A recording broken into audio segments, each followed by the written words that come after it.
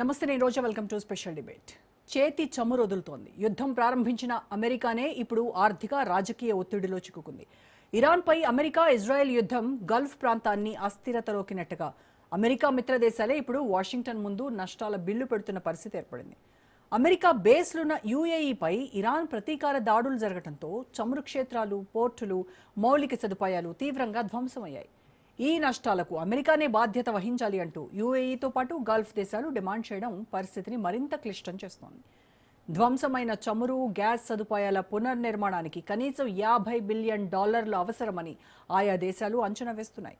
ఇప్పటికే ఇరాన్పై యుద్ధం కోసం అమెరికా రోజుకు $1 బిలియన్ వరకు ఖర్చు చేస్తుండగా ఇజ్రాయెల్ కూడా $11 బిలియన్ పైగా వ్యయం చేసినట్లు సమాచారం. ఈ భారీ ఖర్చుల మధ్య మిత్రదేశాల నుంచి వస్తున్న పరిహారం డిమాండ్లు అమెరికాకు ఆర్థికంగా, జియోపాలిటికల్గా పెద్ద దెబ్బగా మారే అవకాశం ఉంది.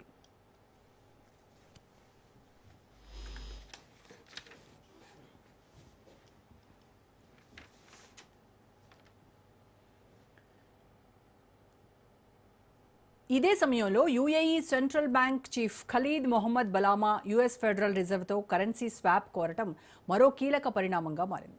డాలర్ల రుణం తీసుకుని దానికి బదులుగా దిర్హం లేదా ఇతర కరెన్సీల్లో చెల్లింపులు చేసే విధానంపై చర్చలు జరగడం అమెరికా డాలర్ ఆధిపత్యంపై ప్రశ్నలు లేవనెత్తుతోంది. యుఏఈకి అమెరికా సహాయం అందితే ఖతార్ సహా ఇతర గల్ఫ్ దేశాలు కూడా ఇదే డిమాండ్ చేసే అవకాశం ఉందని విశ్లేషకులు చెబుతున్నారు.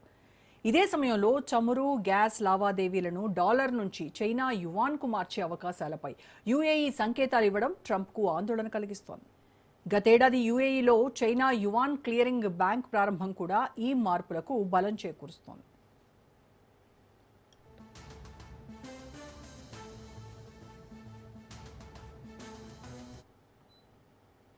ఇక మరోవైపు యుద్ధంలో గల్ఫ్ దేశాలు పాల్గొన్నాయని ఆరోపిస్తూ ఇరాన్ కూడా నష్టపరిహారం డిమాండ్ చేస్తోంది. UAE, Saudi Arabia, Bahrain, Qatar, జోర్డాన్లపై మొత్తం $270 బిలియన్ నష్టపరిహారం చెల్లించాలని టెహ్రాన్ ఒత్తిడి పెంచుతోంది. ఇదే సమయంలో హార్మోజ్ జలసంధిపై టోల్ విధించే వ్యూహాన్ని కూడా ఇరాన్ పరిశీలిస్తోంది. ప్రతి నౌకపై $1 మిలియన్ వసూలు చేసే అవకాశం ఉంటే నెలకు $5 బిలియన్ వరకు ఆదాయం సమకూరుతుందని అంచనాలున్నాయి. యుద్ధం, చమురు, కరెన్సీ, జియోపాలిటిక్స్ అన్నీ ఒక్కచోట చేరిన ఈ పరిణామాలు అమెరికా చేతి నుంచి చమురు చేజారిపోతుందా అన్న ప్రశ్నలను లేవనెత్తుతున్నాయి. డాలర్ ఆధిపత్యానికి సవాల్ పెరుగుతోందా? గల్ఫ్ దేశాలు వ్యూహాత్మకంగా మారుతున్నాయా? ఇరాన్ ఒత్తిడి ఫలిస్తుందా అన్న అంశాలపై ప్రపంచ దృష్టి నిలిచింది.